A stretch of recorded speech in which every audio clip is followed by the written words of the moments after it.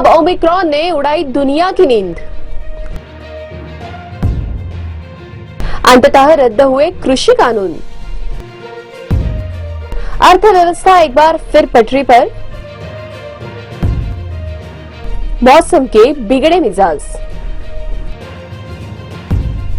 नमस्कार, आप देख रहे हैं वेब दुनिया का weekly program news of the week. मैं रूपाली बर्वे। आइए मेरे साथ जानिए सप्ताह भर की खास सुर्खियों के बारे में एक अलग नजरिए से।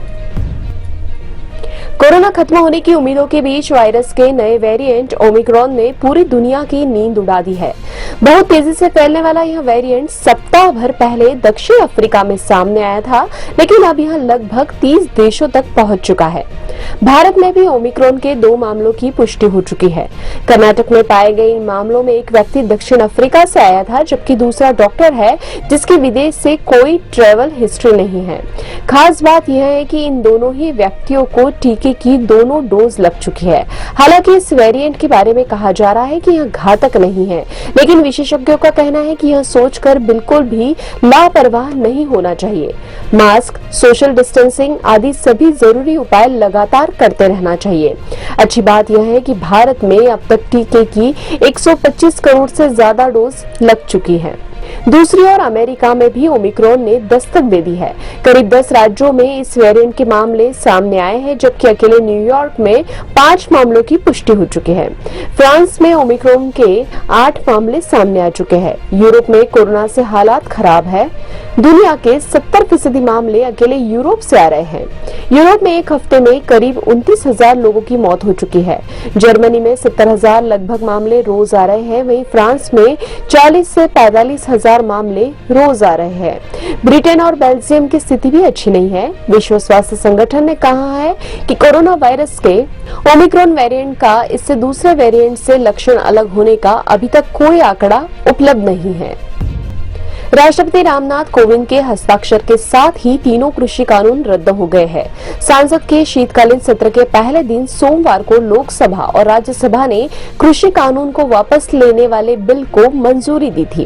कांग्रेस समेत समूचे विपक्ष ने इस बिल पर सदन में चर्चा की मांग की थी, लेकिन ऐसा नहीं हो पाया।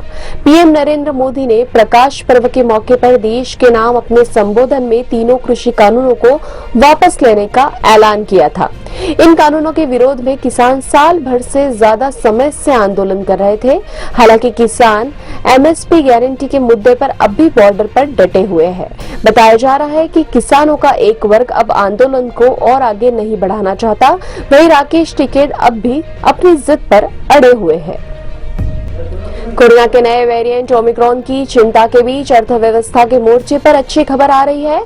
सांख्यिकी एवं कार्यक्रम कार्यान्वयन मंत्रालय द्वारा जारी आंकड़ों के अनुसार भारत की अर्थव्यवस्था एक बार फिर 35 लाख करोड़ के आंकड़े को पार कर गई है, जो कि कोरोना की दस्तक से पहले की स्थिति थी। वित्त वर्ष 2021-22 की दूसरी तिमाही के आंकड़े के अनुसार जीडीपी 35,73,451 करोड़ पर पहुंच गई है। दूसरी ओर निराशाजनक पहलू यह भी है कि देशवासी अभी भी महंगाई से जूझ रहे हैं। हाल ही के दिनों में कुछ चीजों के दामों में मामूली गिरावट तो आई है, लेकिन वे अभी भी कोरोना पूर्व की स्थिति से बहुत ज्यादा है। ऐसे में लोगों को इस बात की उम्मीद है कि देश की अर्थव्यवस्था सुधरने के साथ उनके दिन भी फिरेंगे।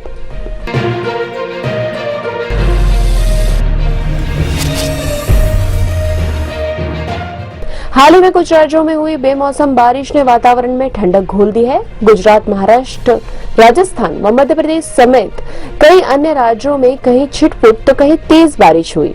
पहाड़ों में हुई बर्फबारी के चलते पारा अचानक नीचे चला गया। कश्मीर में कई स्थानों पर तापमान 0 से नीचे पहुंच गया।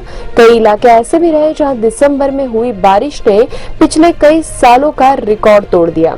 महाराष्ट्र के नासिक शहर में बुधवार सुबह 8:30 से 24 घंटे की अवधि में 63.8 मिलीमीटर बारिश दर्ज की गई।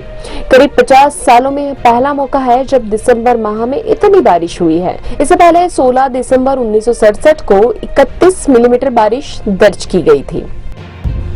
अब खबर संक्षेप में। इलेक्ट्रॉनिक्स व सूचना व प्रौद्योगिकी राज्य मंत्री राजीव चंद्रशेखर ने पेश किया देश में निर्मित पहला सर्वर रुद्र।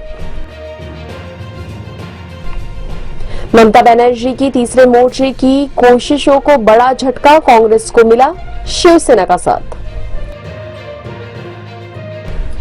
ईस्ट नड्डा के नाम पर पाकिस्तान में बवाल, श्रीलंकाई नागरिक की पीट कर हत्या, शव भी जलाया। जूनियर हॉकी वर्ल्ड कप में जर्मनी ने मौजूदा चैंपियन भारत की उम्मीदों पर पानी फेरा, 2-4 से हार के साथ टूटा सपना।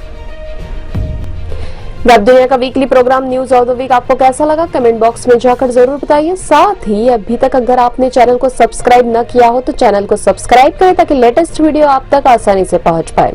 अगले सप्ताह की सुर्खियों के साथ फिर हाजिर होंगे। धन्यवाद। वेब दुनिया की सभी से अपील है कि भीड़ भाड़ से बचें, मास्क पहने व सैनिटाइजर का इस्तेमाल करें। साथ ही सोशल डिस्टेंसिंग का पूरा पालन करें।